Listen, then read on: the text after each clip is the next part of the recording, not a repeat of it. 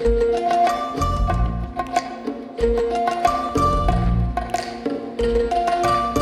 can stand the rain against my window.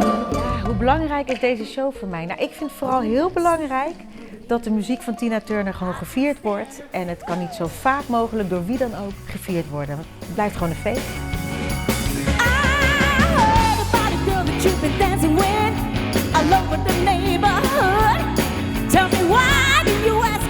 We hebben een 9-koppige band en ik heb 2 hele sterke powervrouwen naast me staan.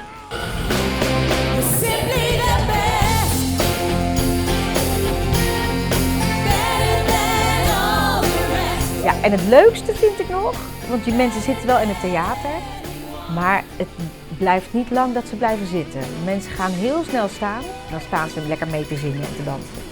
En dat is mijn grootste doel eigenlijk.